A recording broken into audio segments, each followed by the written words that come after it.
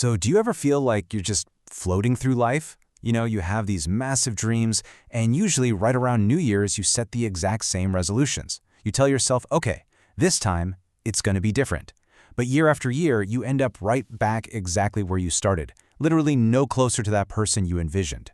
Well, if that sounds familiar, you are absolutely not alone. In today's explainer, we're going to completely demystify habit formation. We're diving into some incredibly powerful source material to break down the exact framework you need to finally break free from those stubborn bad habits. And more importantly, we're going to figure out how to make the good habits you actually want completely automatic.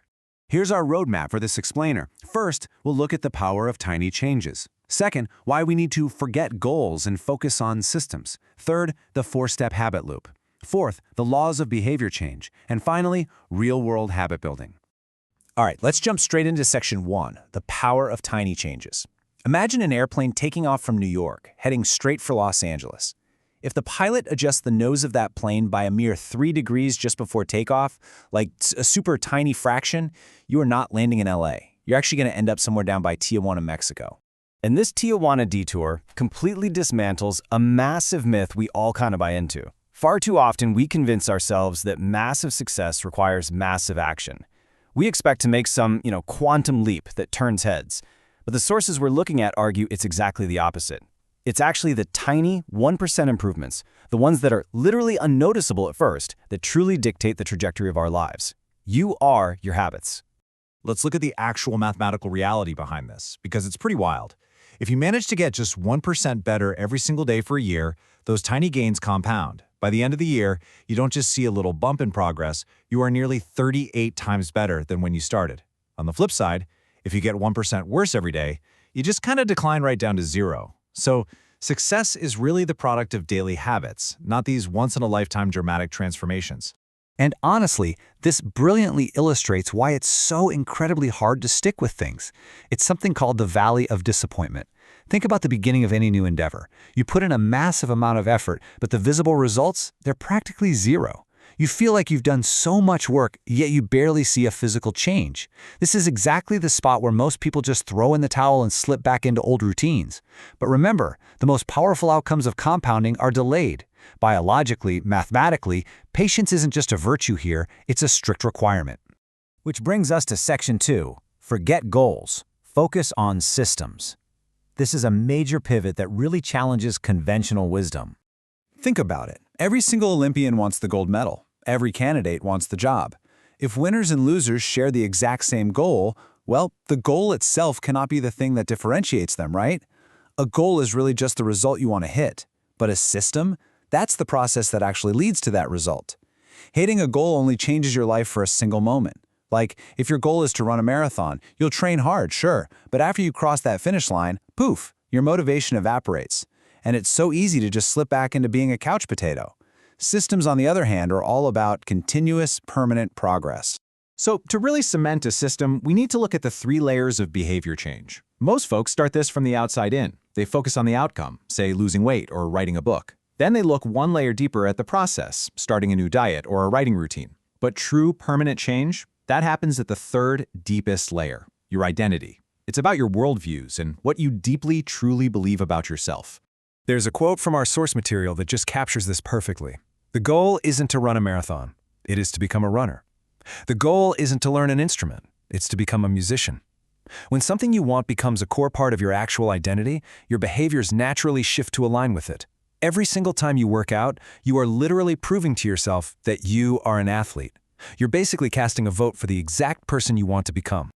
Now for section 3, the 4-step habit loop. To upgrade our systems, we really have to understand the underlying biology of how a habit even forms in the first place. Let's break down that biological loop using something we all know too well, social media. First, there's a cue. Your phone buzzes on the table. Second, the craving.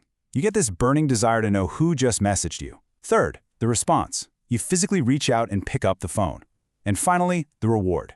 You check the message and satisfy that curiosity. Do this enough times and your brain entirely associates the cue, that little buzz, directly with the reward. Boom, the behavior becomes totally automatic. Now, understanding that craving phase is absolutely crucial, all because of a little neurotransmitter called dopamine. Science tells us that dopamine spikes not just when we experience pleasure, but actually when we anticipate it. For example, a gambling addict gets a massive dopamine spike right before they place the bet, not after they win. But we can actually hack our slightly flawed monkey brains using something called temptation bundling. By pairing an action you know you need to do, like exercising, with an action you really want to do, like listening to your favorite true crime podcast, you leverage that dopamine anticipation. It makes those hard habits surprisingly attractive. Moving right along to Section 4, the laws of behavior change. Okay, pay attention, because here is your master framework for the rest of your life. To build a good habit, you have to do 4 things. Make the cue obvious, make the craving attractive, make the response easy, and make the reward satisfying. Sounds simple, right? Well, to break a bad habit, you just completely invert those laws. Make it invisible, make it unattractive, make it difficult, and make it unsatisfying. Let's see how this works in practice, starting with law number 1, make it obvious. Listen, vagueness is the absolute enemy of habits. Saying something like, I'm going to read more, is pretty much destined to fail. Instead, try habit stacking. This is where you tie a desired new habit to a rock-solid existing one. The formula goes like this. After my current habit, I will do my new habit. So, after I brush my teeth, I will stretch for 5 minutes. You are literally chaining the new behavior to an already reliable daily trigger. Next up, law number 3, make it easy. We are biologically wired to conserve energy. We rely really heavily on the law of least effort. To counter our natural laziness, we can use the 2-minute rule. You have to scale down any new habit so it takes 2 minutes or less to complete. So, running a marathon becomes just putting on my running shoes. Reading an hour a day becomes reading 1 single page. A habit has to be firmly established and anchored in your routine before you can ever optimize or improve it. And finally, law number 4, make it satisfying. Our brains inherently prioritize immediate returns over delayed ones. It's exactly why eating a donut feels so incredibly good right now, even if you know it sabotages your health later. You have to bridge that gap. Using visual tracking, like physically moving a paperclip into a jar after 25 minutes of deep work, creates this immediate, deeply satisfying hit of dopamine. It tells your brain, hey, that was great, let's repeat that behavior. Let's bring it all together in Section 5, real-world habit building. This is where we put the theory into practice. Let's say you want to build a morning workout habit. To make it obvious, set a hyper-specific time and place, 6 a.m. right in the living room. To make it easy, use that 2-minute rule. Just commit to putting on your gym clothes and stretching. Make it attractive by bundling it with that favorite podcast we talked about. And make it satisfying by immediately crossing the day off a big wall calendar. But the real secret weapon here? Environmental priming. Setting out your shoes, your yoga mat, and your dumbbells the night before completely removes friction. It literally skyrockets your success rate. Okay, what about a daily reading habit? We make it obvious with a habit stack, triggering the reading immediately after your existing morning coffee routine. We make it easy by committing to just 1 single page. But the biggest game changer here is the 1 space, 1 use rule. Our environment heavily shapes our behavior. By reserving, say, your balcony exclusively for reading, your brain associates that specific physical location entirely with focus. It keeps you away from the distractions of the spaces you usually use for watching TV or working. On the flip side, how do we destroy a bad habit, like endless doom scrolling on social media? We brutally invert those 4 laws. Make it invisible by leaving your phone in an entirely different room while you work. Make it unattractive with a mindset shift, constantly reminding yourself that mindless consumption is just draining your energy. Make it difficult by actually deleting the apps, so you literally have to re-download them every time you want to scroll. And to make it unsatisfying, create a habit contract, handing over an immediate $10 cash fine to an accountability partner every single time they catch you scrolling during work hours. Yeah, that will painfully and quickly kill that craving. Which brings us to our final and honestly most important question.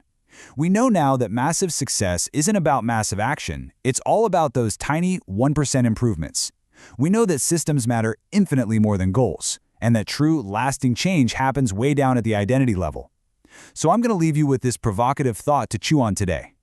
Take a look around at your environment. Look at your daily routines, and ask yourself, based on your current systems, who do your daily habits prove you are trying to become? Really think about it. Redesign your environment, and start casting votes for the person you actually want to be. Thanks for exploring this with me today, and I'll catch you in the next explainer.